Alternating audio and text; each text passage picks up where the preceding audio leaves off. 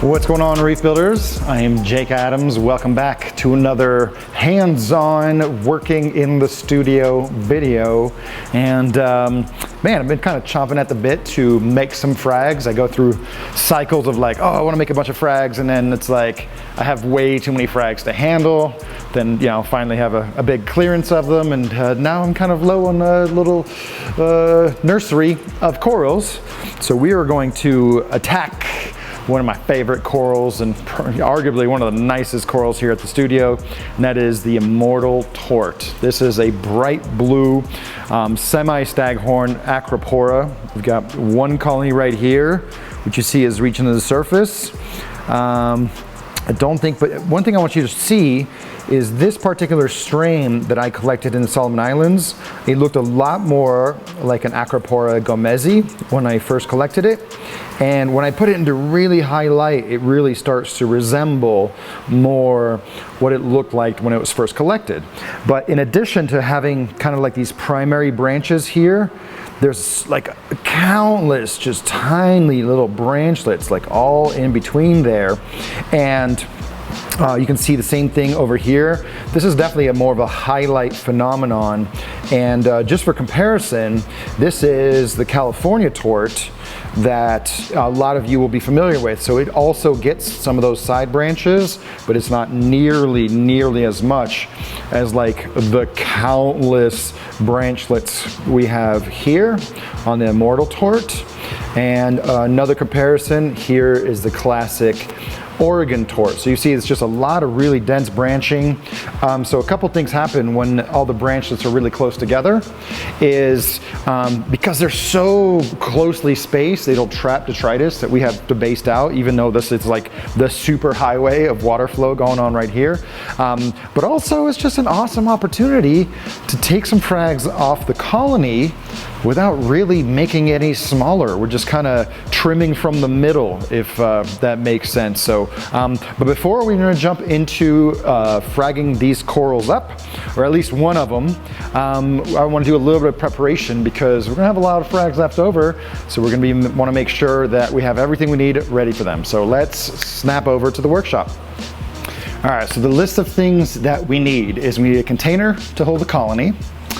We need a tool for fragging. We need a base or something to put all the frag plugs on, some super glue, and a bandsaw for getting a nice clean cut. So just to start, I specifically bought these Ocean Wonders Frag Hub 10s. I got these from Dirk's Reef at Aquatic Expo almost about a month ago, specifically for a video like this, because you know we all have our frag racks and a ton of egg crate and lots of plugs, and as the corals grow out, they tend to grow out onto the plastic, and then you kind of have some wasted coral tissue once you have to clean out that tray. So I bought these specifically for that. I got one white and then one purple, and these got a little more expensive in recent years, but man, I'll tell you what, there's a growing collection of ceramic devices or ceramic accessories that have been coming out for the reef hobby for a long time that I just really love. These are really nice and kind of naturalistic, I guess. Even comes with the frag plugs. And then I got the purple one. I think I like the purple one a lot better. Let us know in the comments what you prefer.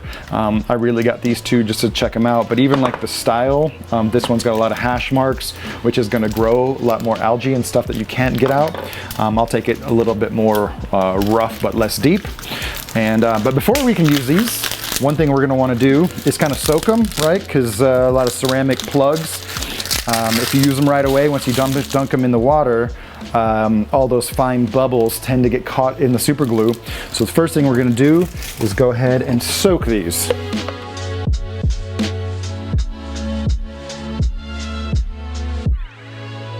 I'm not a huge frag plug soaker. I tend to like soak all my plugs at once and then let them dry out because I don't really care about the air bubble too much.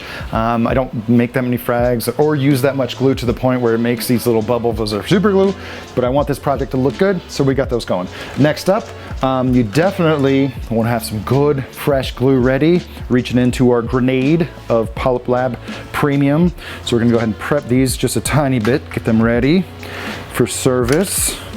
Removing the retainer ring. Okay, so those are both ready to go. I guess the last thing is, for a lot of normal fragging, you'd probably use a tool like this for chopping. But as you saw in that colony, the branchlets are so close together, there's just not really a practical way to get in there. So we'll keep one of these handy. These have a little bit more reach. They're a little bit more sharp.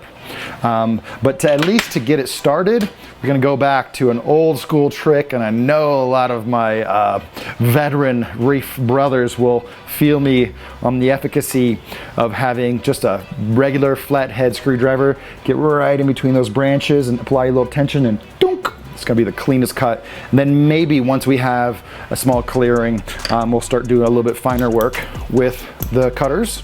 And then once those frags are made, we'll put the colony back, give it a little rinse. We'll take it over to the table saw. But for now, let's go over there and grab that coral and bring it back here for its operation. So these two colonies, these used to be my frags. I think they're only like a year old, but they've really just kind of grown like crazy. And I'm a little bit annoyed that I'm gonna take a bunch of frags off, but not really diminish their size. But hey, that's how we're gonna start. We're gonna start by just trimming out some of those internal branchlets, and then we'll just keep coming back to it to see what we can do. God, that is such a beautiful coral, man. What an awesome, awesome piece. So one thing I want you guys to notice, and if you're an old-time acro keeper, you'll know this instinctively, we've got some activated tips. These ones right here, where the tip is really actively growing. Like, I don't mind fragging those out, especially when they're on the side right there and kind of just like self-shading. What I'm going for are these intermediate branchlets that are gonna make nice frags, but they don't have that bright colored tip. They need to be fragged up in order to get there. So, like I said before, this right here is a perfect example where there's no other tool you can kind of get in there. So you're gonna just barely clip that tip and just, come on. Man, these tips are brittle. All right, so there's one tip. Again, I'm not trying to make small frags. I'm trying to make, there we go. There's another piece. And now that we have a little bit of a clearing, you can probably get up in there. This technique is especially good for taking branches off of like tenuous or table acros.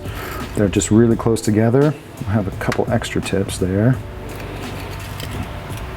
There we go. So we're up to 3 good frags. Really want these to be uniform. And I think we're still on the screwdriver. Boom, look at that. Look at all that clearing. That's gonna let the branch. All right, so now I don't really have anything to lean on. I'm gonna go ahead and bring in my sharp cutters. And there's another piece. And another piece. Yep. And you see how there's just like, it's just so crowded in there. Getting a few of these frags out, it's just gonna make it so much easier for that coral to breathe. So now all these other tips I would consider kind of immature, so we're gonna leave those alone. All right, so here's another crowded section, but those branches are really thin. I know I'm gonna cause a little break. Oh, I'm gonna do a slide trick here and come in from underneath, because I can see the base of that branch right there. And I'll be able to get a lot more leverage on it. I still want to grab some frags, and now I'm going to use where I cleared off to put my finger and get it from the back. Now we can see the tool coming through. There we go. That's exactly the tip I wanted.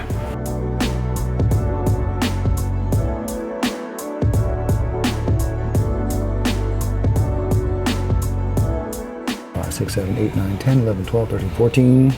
These are extras, so let's just say 5 or 6 more tips.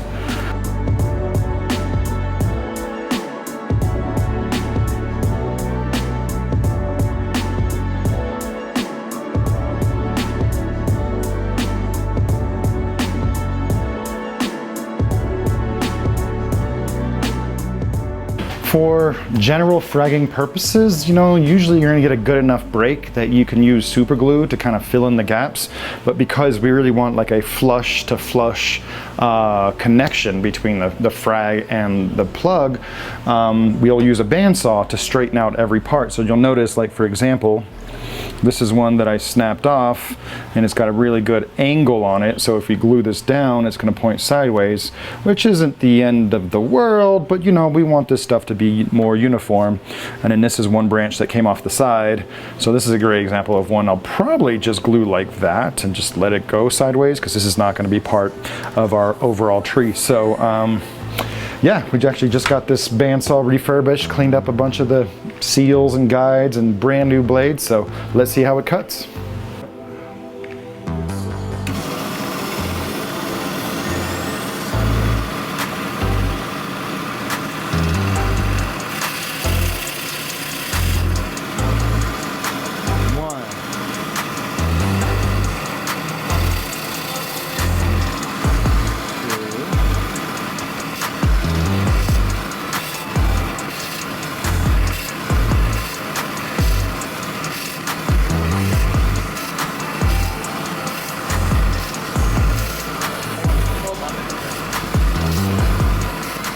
All right, so I'm just looking for some used frag legs, frag mounts, because before we glue corals onto there, I want to use a little bit of a technique to elevate the frag base, right? So all our tanks are bare bottom. So if this is just resting on the bottom, this will just kind of kick up detritus and it'll just kind of build up in between the coral frags. That's why a lot of coral farmers and acro guys will elevate this coral. So what we'll do is we're just going to glue them like that, upside down, basically.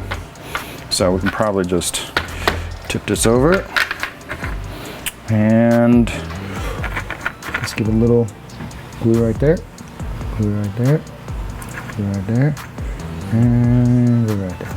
Just as long as it stays. You know what?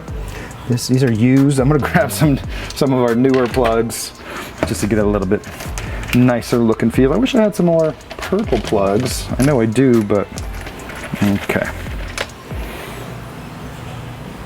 Dab, dab, dab. Dab, dab, dab.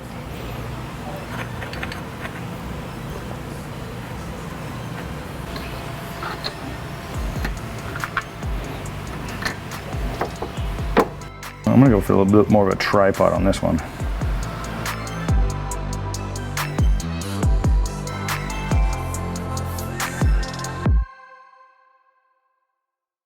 So the next two steps before we actually apply the coral is I'm gonna go ahead and just gonna dab every single one with the glue so it can kind of start pre-curing, pre-hardening.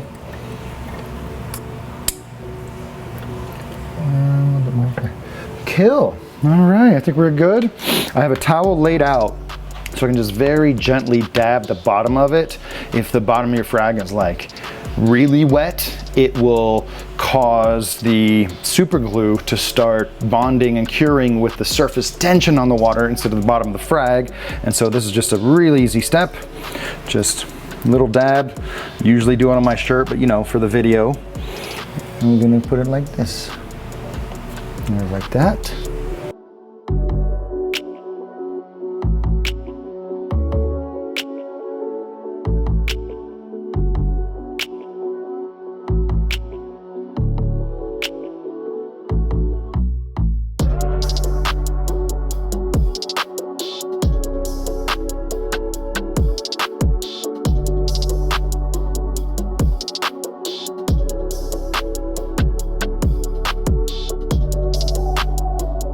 Thanks for joining along on this video of fragging one of my all-time favorite corals, not just because I collected it on a reef in the Solomon Islands about 7 years ago.